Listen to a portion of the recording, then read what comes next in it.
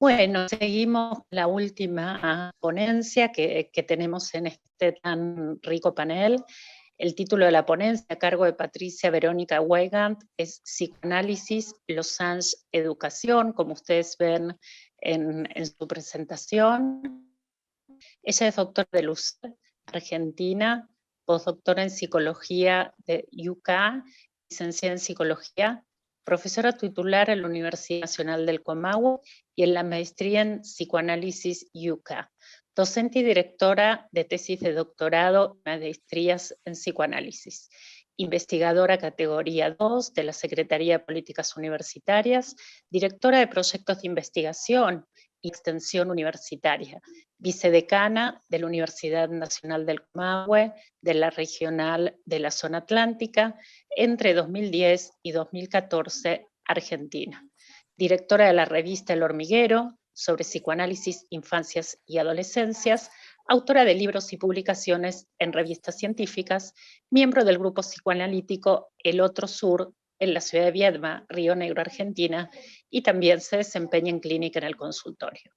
Patricia, te damos la bienvenida y te dejamos en manos del grupo. Buenas tardes. Bueno, yo voy a hacer un par de aclaraciones. En principio van a ver una serie de imágenes que en realidad inician dos diapositivas antes, pero ven esta aquí porque el título tiene un símbolo lógico, que es el rombito que ven ahí en Losange, sobre el cual diremos alguna cosa. Quiero aclarar que en honor a poder ser fiel con el tiempo, pero además por un acuerdo singular que hice con la gente que se dedica a interpretar lengua de señas, este trabajo va a ser leído. Quiero agradecer el exquisito panel en el que quedé inserta y bueno, la comunidad de ideas que me he encontrado aquí, que ojalá que en el intercambio podamos profundizar algunos de esos aspectos, pero realmente dichosa. Bien, agradezco en principio a los organizadores, en especial a la doctora Soledad Barcelino por la invitación, que debo reconocer me resultó muy atractiva por varias razones. Una no poco importante fueron sus términos.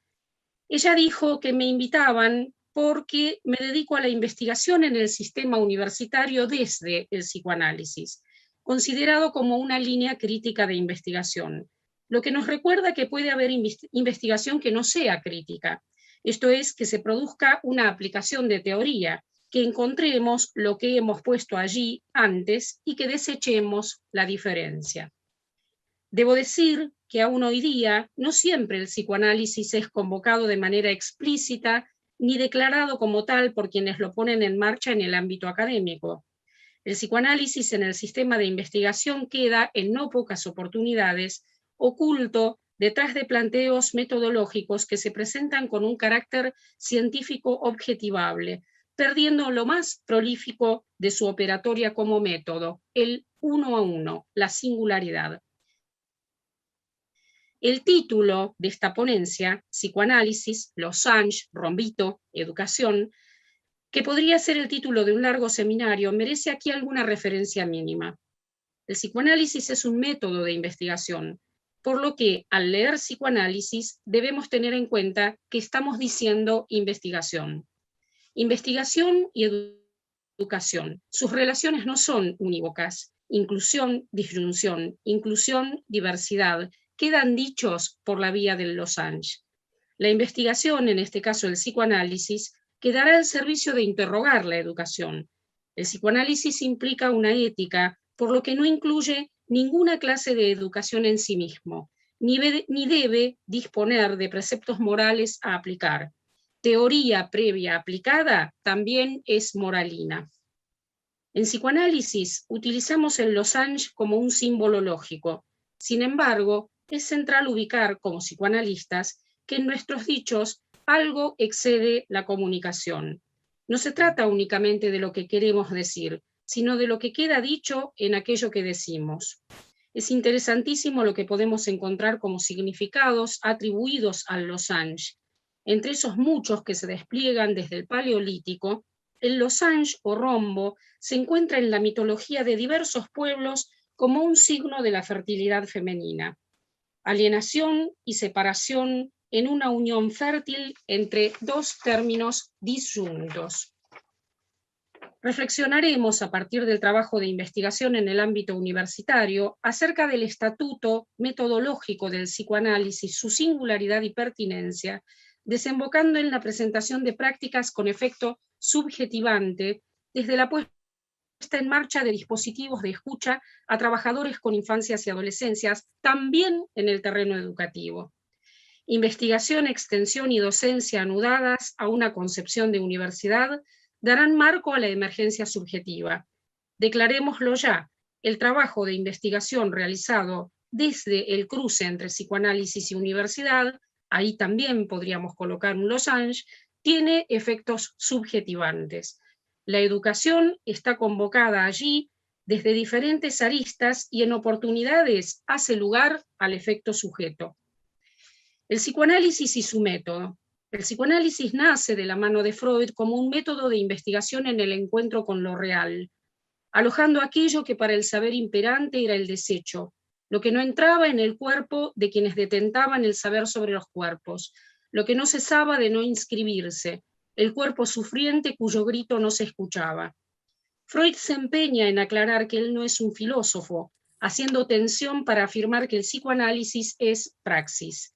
Su discutido estatuto de ciencia, juntamente con cierta reticencia por parte de los propios psicoanalistas, ha hecho dificultosa su inserción en la universidad, que, por otra parte, por estructura, nunca podría ser plena, generando a su vez, desde las márgenes, la oportunidad de relevar la expectativa freudiana de un aporte a esa institución educativa que en algunas oportunidades no solo fuera de carácter teórico.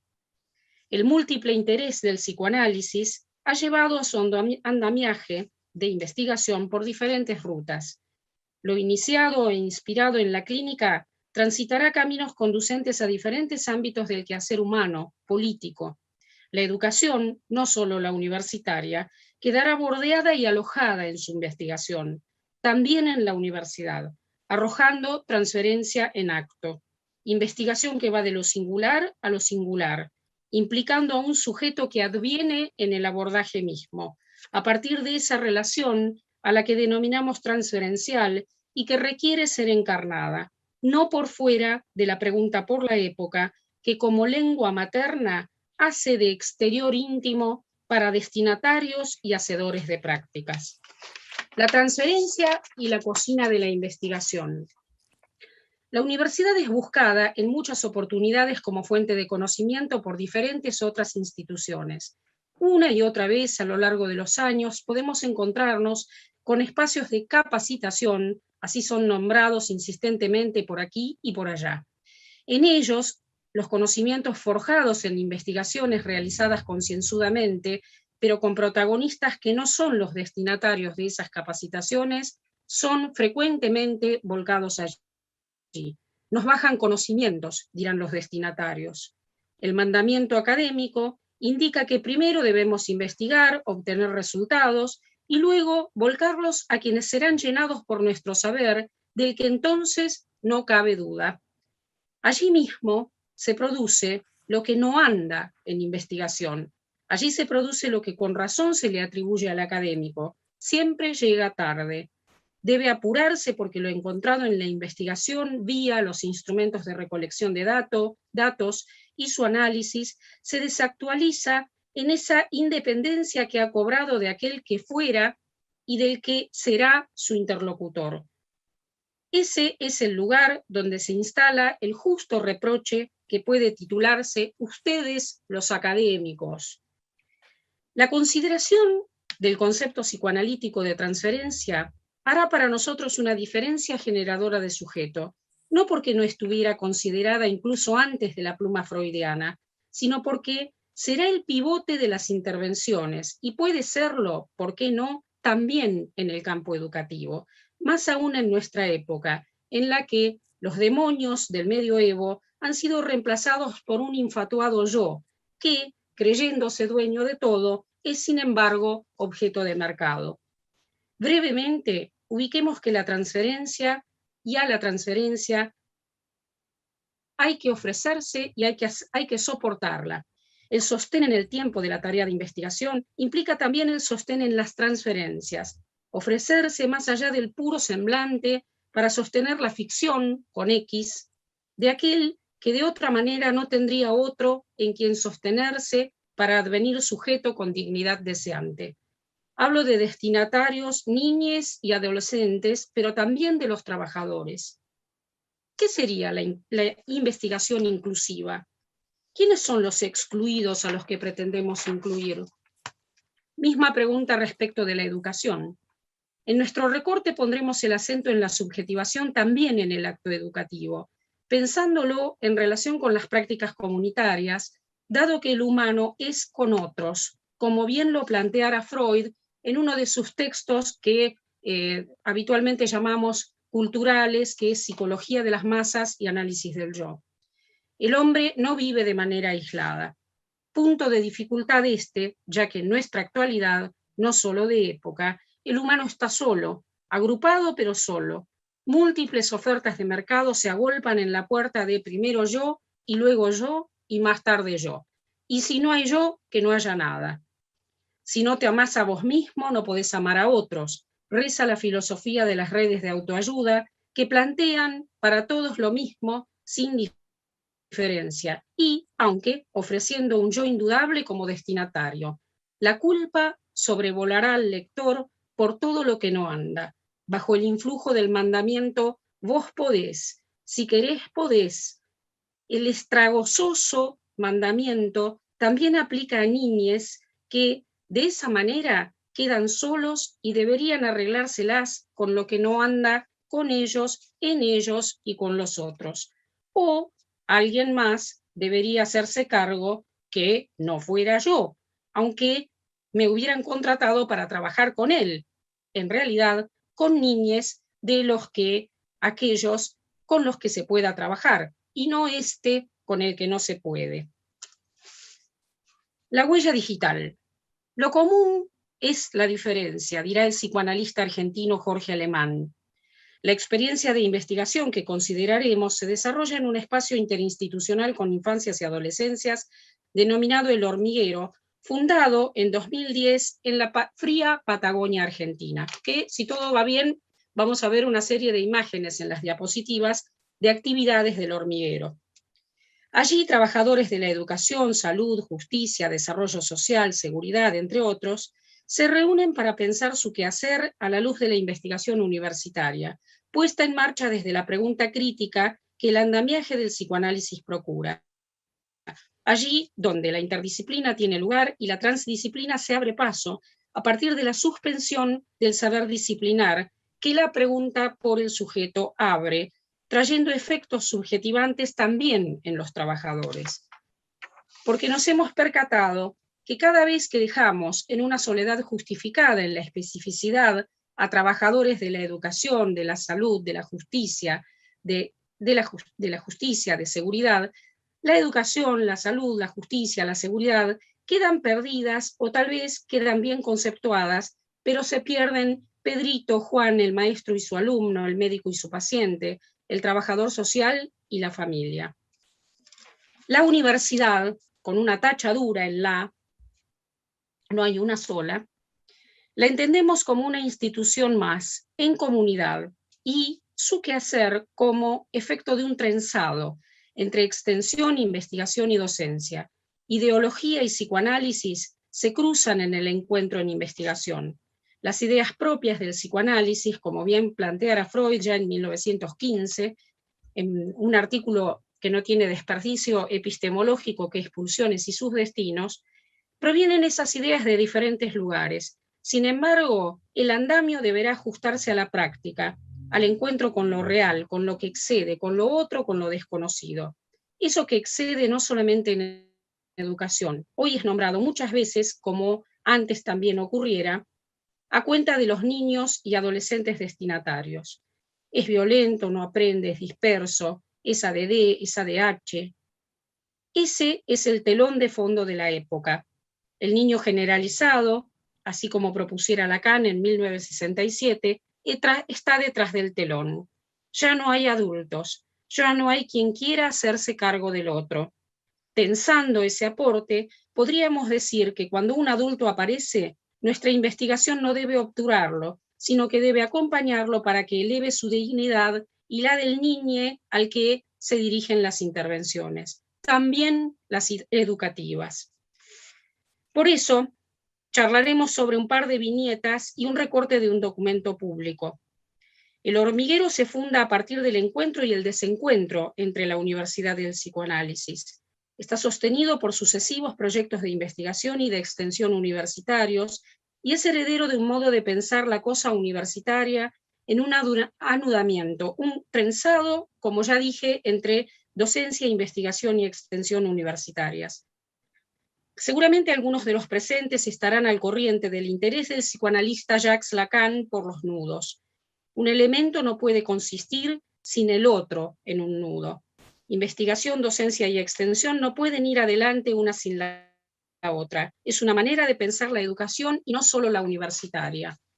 Así lo expresan trabajadores reunidos en un seminario, uno de los tantos dispositivos puestos en marcha desde el espacio interinstitucional que mencioné, en la elaboración de un documento público del que participaran 198 asistentes al mismo.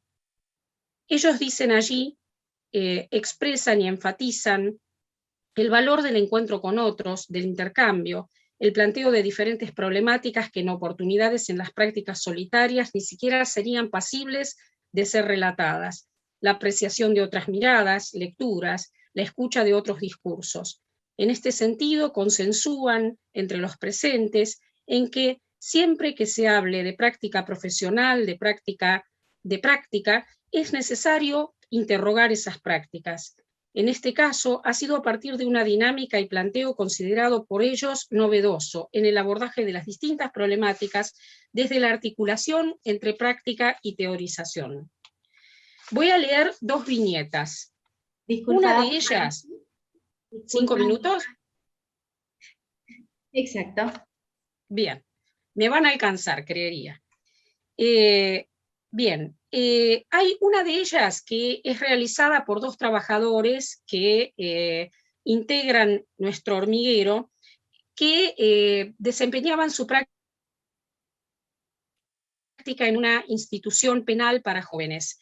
Una de las tareas que tenían dentro de ese equipo técnico era acompañar a los jóvenes que estaban alojados en ese hogar penal en la educación formal.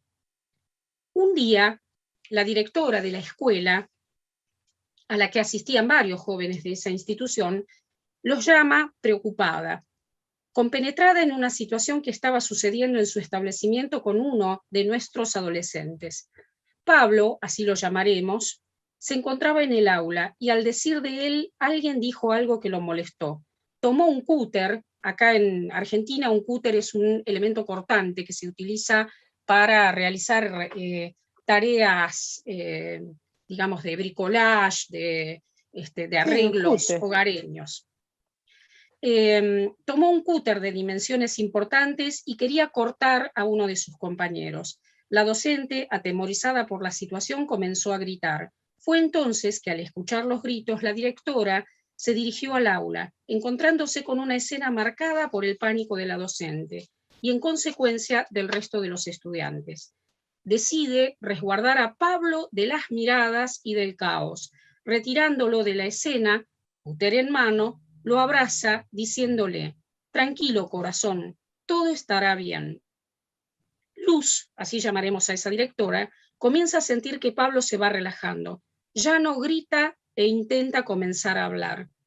Entran en ese momento corriendo los operadores de la institución penal. Los operadores son acompañantes que están las 24 horas con los jóvenes. Y Pablo nuevamente comienza a agitarse, los amenaza, les grita, los insulta. Los operadores sugieren enfáticamente a la directora llamar a la policía. Ella descarta de inmediato esa sugerencia y convoca al equipo técnico interdisciplinario de la institución penal, digamos, que asiste. Interpretando que si Pablo reaccionó de ese modo ante los operadores, la figura de la policía no le generaría ninguna tranquilidad. Cuando llegamos a la institución, Luz se encontraba con Pablo, sentada a su lado, lo abrazaba, en tanto él mostraba furia en sus ojos y el cúter continuaba en su mano. Ella ponía palabras a su malestar. Qué bueno que llegaron, dice la directora. Pablo no se siente bien y pienso que hablar con ustedes le hará bien. Les hará bien es un fallido mío. Pablo no se siente bien y pienso que hablar con ustedes le hará bien. Le dijeron algo en el aula que lo lastimó y reaccionó mal, pero yo le dije que se quede tranquilo, que todo estará bien. ¿Cierto, corazón?, expresa mirando a Pablo. Le da un fuerte abrazo acariciando su rostro y nos dice: hablen con él, escúchenlo, los dejo en privacidad y sáquenle el cúter, se puede lastimar. Miramos a Pablo, le preguntamos: ¿qué pasó, campeón? Pablo estalla en llanto y nos pregunta: ¿hasta cuándo? ¿Cuánto tiempo más tengo que estar encerrado? Tenía 8 años cuando me llevaron a una institución. Voy a cumplir 18 y estoy encerrado. ¿Hasta cuándo? De rodillas a su lado, una de las trabajadoras extiende los brazos y le dice: no lo sé, campeón. Lo abraza fuertemente y él comienza a llorar. Acompañan estos trabajadores su llanto y su tristeza. El cúter cayó solo. Él no lastimó a nadie. La otra viñeta es más cortita, no desesperemos. M, llamaremos así con esta letra al niño, era el hijo del tranza. El tranza es quien comercializa droga aquí en nuestro país. Su padre, según los vecinos, había sido uno de los principales encargados de comercializar drogas en el barrio. Circulaba armado, intimidando. En su entorno protagonizaba enfrentamientos con los vecinos y con la policía de manera habitual. El padre de M ya había muerto, aunque permanecía vivo en los dichos de vecinos e instituciones. M comienza a acercarse a nuestros espacios acompañado de un hermano mayor de edad. Se trata de una institución preventivo-promocional que genera espacios de educación informal, esta viñeta. Su hermano había sido excluido de toda institución y contaba con un deterioro importante producto del consumo de drogas. La serie era aparición, pelea, retirada. M ya se había iniciado en el consumo de drogas. Desayunando, derramaba la leche, comía desesperadamente, circulaba por los diferentes talleres no pudiendo integrarse y en general peleando con alguien. No nos escuchaba, impedía cualquier acercamiento. Los abrazos o caricias parecían ser temidas por él. La madre de M se mostraba distante, fría, lo retaba con un palo en la mano al dicho de «me haces caso o te doy». En oportunidades ella nos manifestaba que estaba cansada de que la llamaran de la escuela porque su hijo andaba mal. Peleaba, le pegaba a los compañeros, insultaba a los docentes. En ocasiones prefería no enviarlo para evitar problemas. M comenzó a intentar incluirse, no sin dificultades, a familiarizarse con nuestro equipo, con nosotros. Llega por las mañanas y nos abraza muy fuerte. Su modo de circular ha cambiado considerablemente. También su manera de comer y por ende su cuerpo. Antes, cuando jugaba al fútbol, lo hacía muy poco tiempo, porque rápidamente se agitaba producto de su obesidad y eso ahora ya no ocurre. Él, además, se preocupa por verse bien. Juega al fútbol y participa de los encuentros que hacemos con otros equipos. Ahora, con 9 años, su madre nos dice que a veces él no quiere ir a la escuela, se queda dormido, pero lo puede levantar y va. Y para ir al ECOS, que es esta institución preventiva donde se dictan estos talleres, se levanta solito, se prepara y va solito. Hay algo que decía Freud, que decía Freud sobre la transferencia. Él decía que domeñar los fenómenos de la transferencia depara las mayores dificultades y que esto no puede ser hecho, decía, en absentia e in effigie, esto es, en ausencia. El in effigie, si quieren, se los cuento en el intercambio. Muchas gracias.